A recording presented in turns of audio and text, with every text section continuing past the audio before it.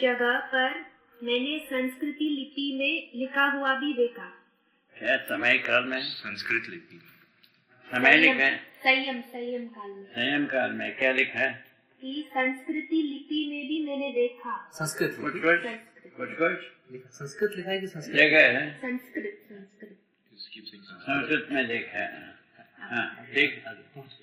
और तो मैंने लिखा हुआ देखा। संस्कृत भाषा में लिखा हुआ जैसा लिखा है, देखा है।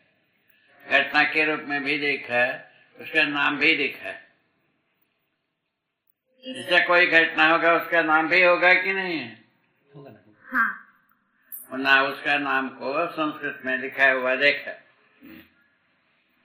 ये लिखा है। तो बाबा लिखा हुआ देखा, तो लिखा कौन होगा? है? कौन लिखा होगा? कोई वस्तु देखे बाबा, वस्तु को जब देख रहे हैं तो उसके साथ नाम तो कोई आदमी रखता है ना। हो सकता है, ये तो उसी को तो याद रखा है, ये वही तो नाम है लिया है। इसमें जितने भी नाम लिया है वो तो उसने देखा है संयम में, या नहीं तब सीखा है, दो में एक है। और नाम पूरा आपका रखा हुआ है? मैं नाम सब हमारा कल्पना की हो सकता है, ठीक है ना। और घटना सब घटना के रूप में ही है। तो बाबा संयम में आपने नाम देख लिया, हमारा कल्पना उसमें जुड़ा होगा। संयम में कल्पना रहेगा बाबा? कल्पना नहीं तो सच्चाई रहेगी। हम जिसको सच्चाई समझा था बाबा, एक चीज को तो सही संयम को, कल्पना को तो नहीं मानेंगे ना। तो एक चीज को तो नहीं सकता है, वो सच्चाई है जो स्वीकार था, वो तो उसका नाम आ गया, ऐसा माना जाए। क्या बुरा है इसमें? कोई तकलीफ नहीं? तकलीफ नहीं है। और कुछ? तो ये जो लिपि आया, ये कहाँ चित्त में, चित्रण में आया? ये चित्रण में आया। चित्रण में आया। ये इसीलिए बना था क्योंकि अभी जो अध्ययन शिविर चल रहा है उसमें एक कोई संबोधित कर रहा था, एक व्यक्ति ने पूछा कि ये संस्कृत में ही क्यों आया, उनको दूसरे किसी भाषा में क्यों नहीं आया? जो लिपि आया था वो संस्कृत में ही क्यों आया, दूसरे किसी भाषा में क्यों नहीं आया? क्यों नहीं होगा? तो कई भाषा में आया होगा, इसको जानते थे। कई भाषा में आएगा, वो तो हमको याद है संस्कृत जी। क्या तकलीफ?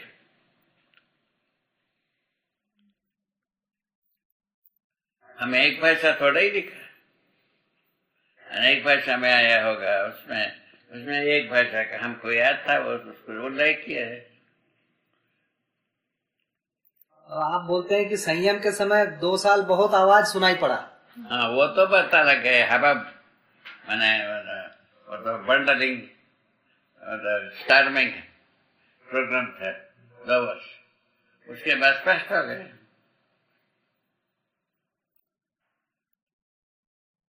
कहते बहुत सारे लोग बात करने से कैसा होता है, रोने जैसा लगता है।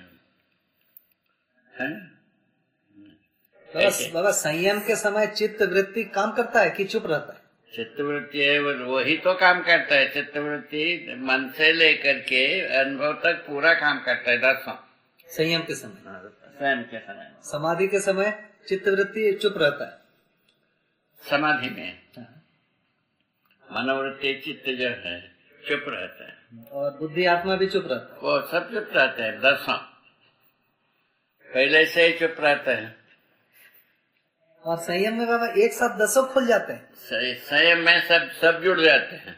नहीं, जो बाबा एक साथ 10 खुल जाते हैं कि एक ही बार एक ही मोमेंट में सब खुल जाते हैं, तो अलग अलग नहीं होता है। तो बाबा ये जो आवाज आपको सुनाई पड़ता था 10 खुलने के पहले, सब नहीं कैसे जगह में नहीं, 10 खुलने के बाद की आवाजें हैं कि पहले की? संयम जो सिद्ध होने की पहले, संयम होने की पहले, बाद संयम होने के बाद, संयम होने के संभावनाओं के बाद, ये बहुत सारा दुनिया एकत्रित सुना, ऐसा कहा जा सकता है। उसके बाद 10 खुला, उसके बाद स्पष्ट होना शुरू किया। बाबा, ये जो 10 खुलने के बाद ये सब आवाजें आई या सोबत 10 इकट्ठा होने के क्रम में ऐसा माना जाए। जिसमें इतना समय लग गया 10 इकट्ठा लगता ही समाधि के बाद इतना। अभी देखो तुम समझने में थोड़ा समय लग रहा है कि नहीं? और मेरी स्थिति से बहुत नीचे की है। ठीक है ना, कहना चाहिए तो उसको समझो। समझने के क्रम में भी समय लगता है। समय लगे बिना कैसा होगा? बाबा आप समाधि तक पहुंचे, मतलब है नकारात्मक चीजें तो खत्म हो गई। हाँ वो तो खत्म हो गया, उससे कुछ हुआ नहीं। हाँ नहीं तो अब केवल सही ही आएगा आपके पास। सही बात को पाना रहा तबे तो हुआ। पर बाबा अपने साथ ऐसा नहीं है ना। हाँ? हम लोग की स्थिति वैसी नहीं है, गलत भी आ जाता है सही भी आ जाता है। उसीलिए अध्ययन से सही बात को समझने की प्रसत किया है, इसमें नेगेटिव दिया है नहीं।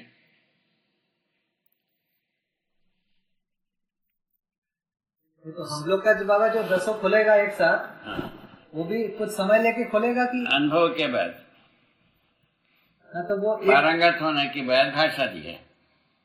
पारंगत होने के बाद सब 10 काम करने लग जाते हैं। जैसे बाबा हम लोगों का खुलेगा 10 क्रिया एक साथ कि खुलेगा कि उसके पहले कुछ सुनाई देगा इस टाइप का? वह कुछ नहीं होगा, तर्क रहेगा उसके पहले। ठीक है ना? तर्क खत्म हो गया अनुभव में, तर्क खत्म हो गया अनुभव हो गया। अब एक मुद्दे पर तर्क खत्म होगा आपके अध्ययन विधि से। ठीक है, एक खत्म हो गए तो दूसरे के लिए आश्रय बन जाता है। ऐसे एक खत्म हुआ है दूसरे के लिए आश्रय बना, ऐसा होकर के अध्ययन पूरा होता है। अध्ययन भी क्या पूरा होना? सहअस्तित्व अनुभव में आना, सहअस्तित्व में संपूर्ण प्रकृति अनुभव में आना, संपूर्ण प्रकृति विकास क्रम विकास जागृति क्रम जागृति के रूप में प्रमाण। देखें, समझ लो, इतने समझ में आ गया तो अध्ययन हो।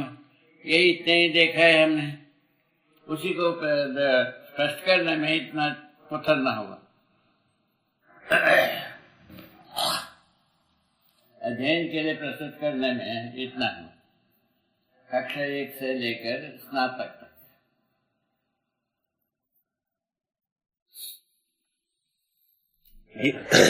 ये जो आवाजें सुनाई दी आपको संयम में, ये भी कहाँ? ये भी चित्त में ही हुआ ये आवाज? चित्त में ही हुआ। चित्त में ही, बुद्धि में कोई आवाज नहीं? कुछ बुद्धि में उसका अर्थ शब्द का अर्थ है बनता है। मतलब आप जब संयम स्टार्ट करते थे तो पहले समाधि में पहुंच जाते थे? समाधि में पहले, उसके बाद ध्यान में, उसके बाद इसमें धारणा में। अच्छा, वापस लौटते थे। अब उल्टा हुआ ना। समाधि में जाने की विधि से लेकर ससुर से जाए तो उल्टा हुआ। नहीं, जैसे पहले आप रोज बैठते थे और आपको समाधि हो जाती है, उसके बाद जब आप संयम शुरू किए तो आपको समाधि हुई। संयम से समाधि से शुरू कर, संयम से शुरू हुआ, समाधि से ध्यान से क्या है? धारणा। हाँ। मतलब समाधि होने के बाद आप फिर बुद्धि को या किसी को खोलते थे, फिर चित्त को खोलते थे? वो तो समाधि में तो चुप रहना होता है, बता तो दे ना भाई। वो तो ठीक है, चुप रहने की जगह में से वस्तु के पास तक पहुंच गए, तब यथार्थ समझ में गए। इतने ही बात। तो बाबा संयम करते समय ये छूने से पता चलता है? संयम के समय में हम देखा नहीं, हमारा अनुसार होना चाहिए। स्मृति में समाधि रहना चाहिए, स्मृति ही बोध में पहुंचता है।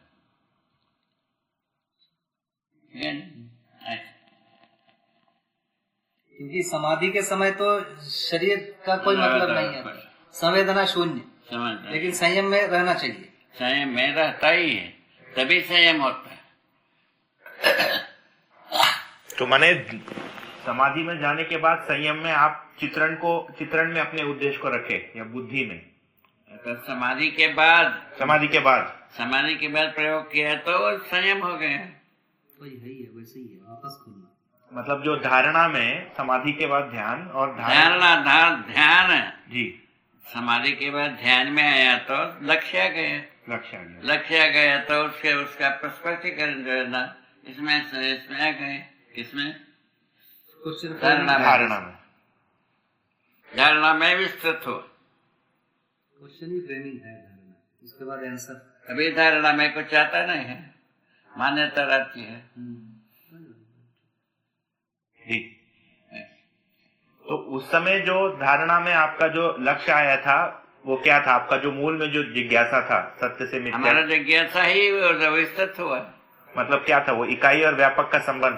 ब्रह्म सत्य जगत में थे, जबकि जगत जो है ना ब्रह्म से पैदा हुआ, सत्य से मिथ्या कैसे पैदा हुआ? यही तो प्रश्न था।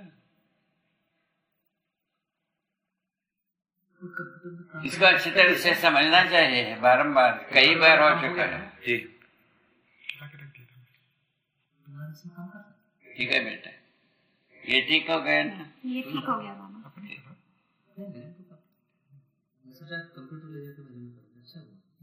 अभी उसका लिख